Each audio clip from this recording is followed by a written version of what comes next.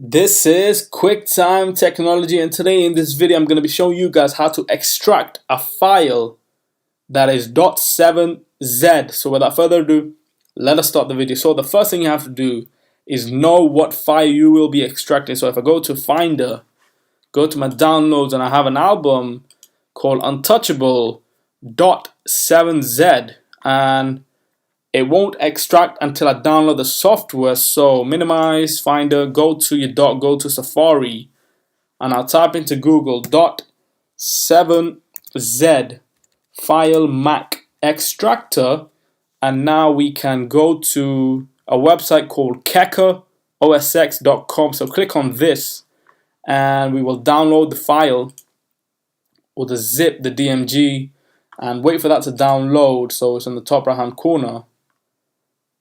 Once that is downloaded, we can minimize out of Safari, go to our Finder, and now here it is. So I can double click this now, close out of this for the moment, and that is downloaded. We can now take this, hold it, and move it to the applications.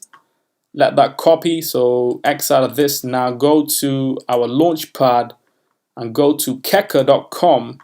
And it says Keka is an application downloaded from the internet. Are you sure you want to open it? Absolutely yes, open, and don't check at the moment. So now that we have this sorted out, we can go to Finder, and here is the album that we want to extract. So if I go back, 7Z is what we are extracting. So if I go to this Finder,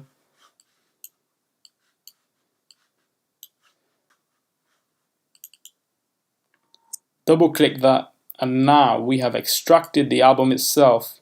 So if I click this, and there you go, here is the album. So that's how you extract 7Z files, and we can see now it has turned into an archive that we can just zip.